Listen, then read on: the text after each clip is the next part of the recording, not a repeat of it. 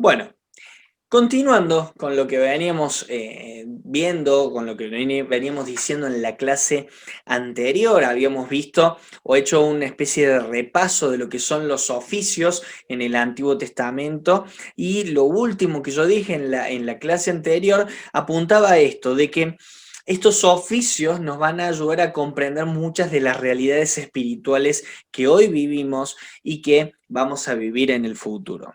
Una vez más les voy a compartir pantalla para que podamos avanzar en el estudio este que veníamos. Habíamos llegado hasta el momento en el que Saúl es coronado rey por Samuel.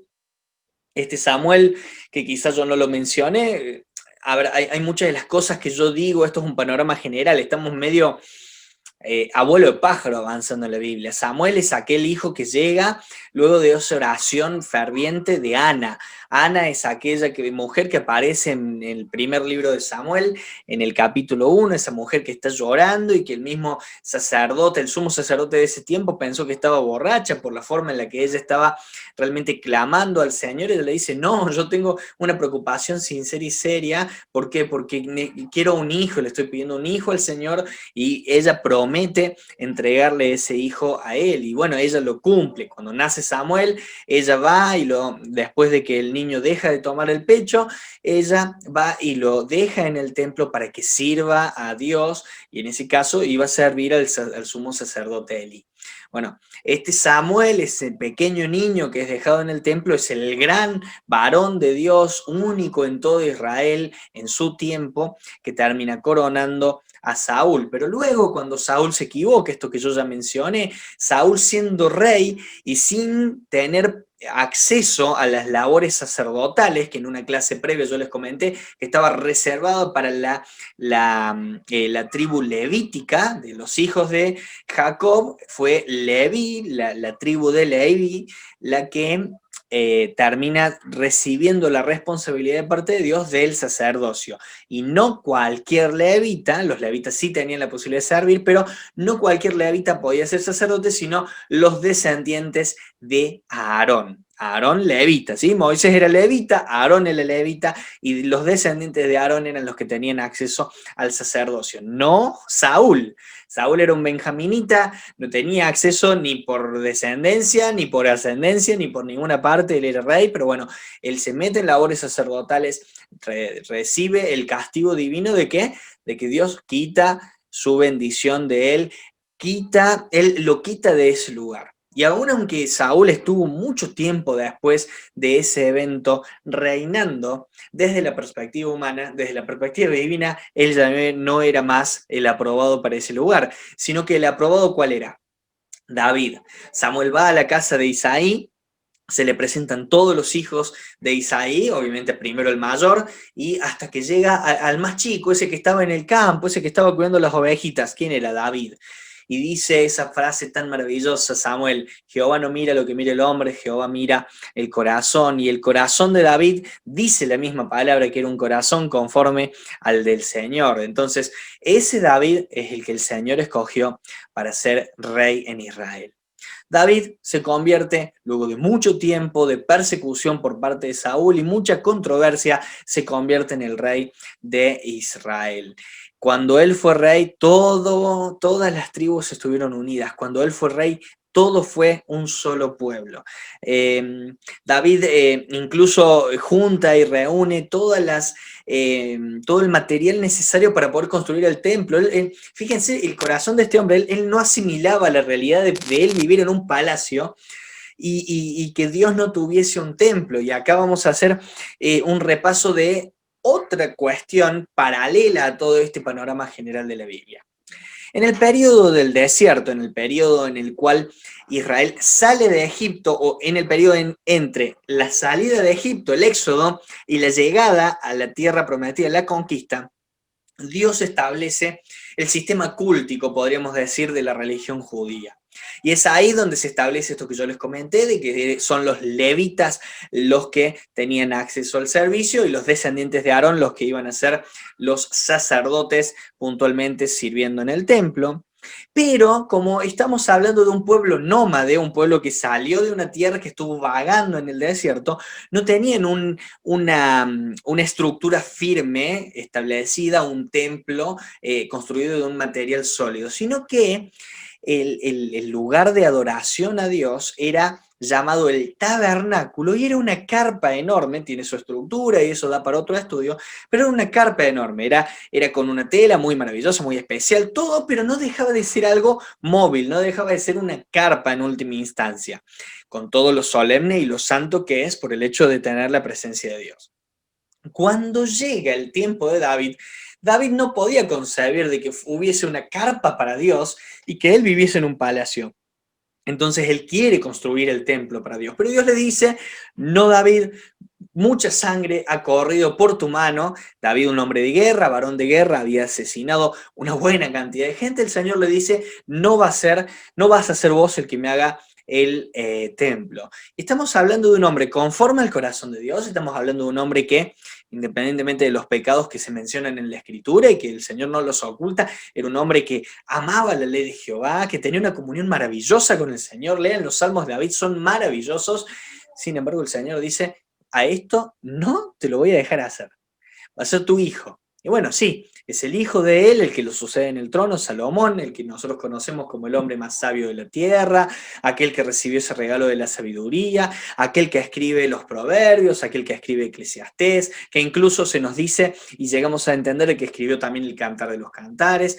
Ese Salomón es el que construye el templo. Bueno, Salomón fue un rey muy particular, fue un rey sabio, fue un rey muy especial, fue un rey que se caracterizó por ser excesivamente rico, se caracterizó por tener riqueza en sobremanera, la nación se extiende grandemente en su reinado, pero su corazón se empieza a apartar de Jehová, resultado de un pecado muy particular que es común en muchos siervos del Antiguo Testamento, que es la poligamia. ¿Sí?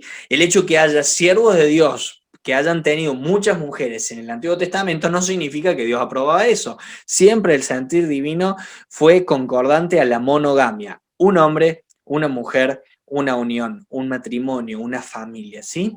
Bueno, este siervo de Dios se casó con un montón de mujeres, 300 esposas, 700 concubinas.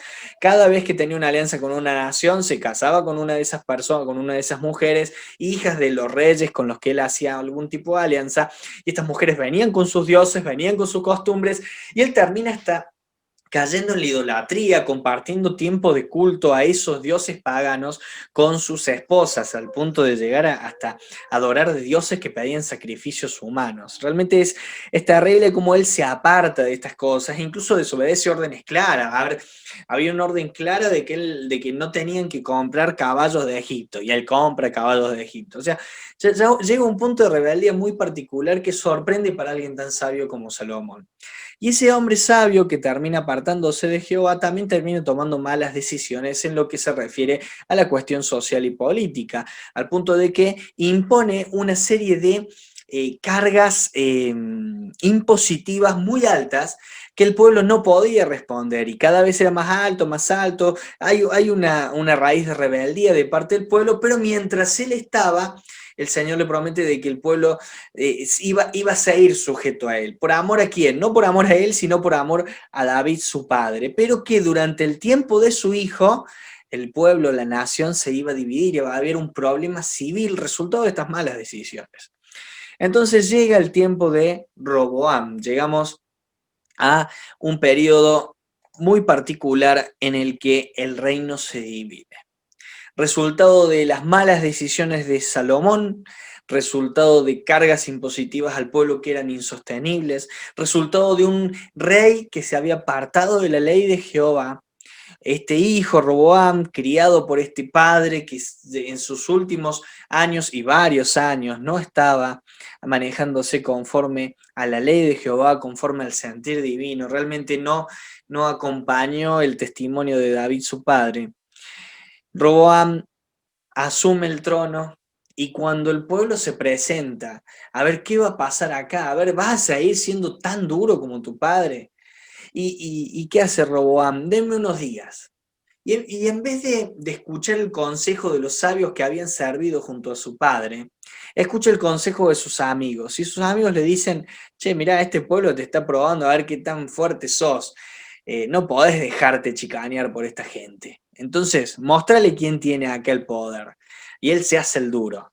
Y digo, se hace el duro porque le va muy mal y todo lo duro que se hizo no tuvo ningún resultado. El que lideraba esta mini revolución, este intento de encontrar algún tipo de cordura en la casa real, era Jeroboam. Jeroboam fue un personaje que se rebeló en tiempo de Salomón. Jeroboam se tuvo que escapar para huir de la ira de Salomón, para no ser asesinado, pero cuando muere Salomón, el pueblo lo trae para que sea él el que lidere este pedido de cordura a la casa real. Cuando Roboam, en vez de mostrar cordura, termina mostrando orgullo, soberbia y necedad, bueno, Jeroboam lidera a 10 tribus, fíjense la cantidad de personas que estaban molestas con la casa de David, con la casa real, lidera a las 10 tribus que se terminan rebelando. No tenemos nada que ver con ustedes, nosotros nos vamos, ustedes quédense acá, nosotros vamos a tener nuestro propio pueblo. Y es así como Jeroboam termina convirtiéndose en rey del norte, rey de las 10 tribus que están al norte de Israel, y Roboam termina siendo el que queda a cargo del reino del sur. Por eso cuando ustedes lean libros como Primero y Segunda Reyes, Primero y Segundo de Registro de Crónicas, cuando ustedes lean a alguno de los profetas menores y mayores, van a encontrarse de que se habla de Judá, de que se habla de Israel, reyes de Judá, reino del norte, reino del sur, Israel, Efraín, Judá, medio como que no se llega a entender. Bueno, es por esto, es porque en tiempos de Roboam, hijo de Salomón, más o menos en el 931 a.C., la nación de Israel, que estaba unida desde tiempos de Saúl David hasta tiempos finales de Salomón y el primer tiempito de Roboam, se termina separando. Entonces se separa en el reino del norte, también llamado Israel, y en los profetas mencionado como Efraín, y el reino del sur también llamado Judá. El reino del norte tuvo una buena cantidad de reyes, 19 reyes en total, pero en lugar de ser una sucesión ordenada, como generalmente son o se da en la realeza, de padres a hijos, son 19 reyes de 9 familias diferentes o 9 dinastías diferentes, más o menos 250 años hay de reinado en el norte. Algunos reyes asumían por asesinar al rey de turno, era muy desordenada la cosa y no hubo un solo rey en el norte que se manejara conforme a la voluntad de Dios. En el sur sí hubo reyes piadosos, 19 reyes y una reina, todos de la dinastía de David, y son aproximadamente 400 años el tiempo que dura el reino del sur antes de la invasión. Bueno, tanto el reino del norte como el reino del sur recibieron mensajes de profetas. Algunos profetas simplemente se nos relata en los libros históricos, como Primero y Segundo de Reyes, Primero y Segundo de Crónicas, el servicio que ellos hicieron. Por ejemplo, Ahías, el famoso Elías, Micaías, Eliseo, Obed. También tenemos a Semaías, Ido, Azarías, Anani, Jehú, Eliezer, Jaasiel, Zacarías. Había 2 Zacarías, uno de ellos 2. Luego tenemos los que son profetas, pero que sí, de los cuales tenemos un libro, y entre ellos podemos nombrar a Jonás, Oseas y Amós en el norte, y en el sur podemos nombrar a Isaías, Miqueas, Nahum, Joel, Jeremías, Habacuc, Sofonías, Ezequiel, Daniel, Abdías, algunos de ellos al comienzo del periodo del reino dividido, otros al final y ya en medio como que metidos en el periodo de la cautividad, pero eso es más o menos lo que sucedió. Entonces, ¿cómo llegamos acá? Llegamos luego de un sistema real Recordemos que en Jueces habían pedido un rey, llega Saúl, Saúl se equivoca feo, Dios escoge entonces a David, finalmente David asume una nación unida, Salomón asume, bien la cosa hasta que empieza a apartarse de la voluntad del Señor, llega Roboam su hijo, el reino se divide en el norte y en el sur, el norte Israel o Efraín, o reino del norte también, el sur, reino del sur o también llamado Judá, 19 reyes, todos de la dinastía de David y una reina en el sur, 19 reyes de 9 familias o dinastías diferentes en el norte. Bueno, hasta acá llegamos.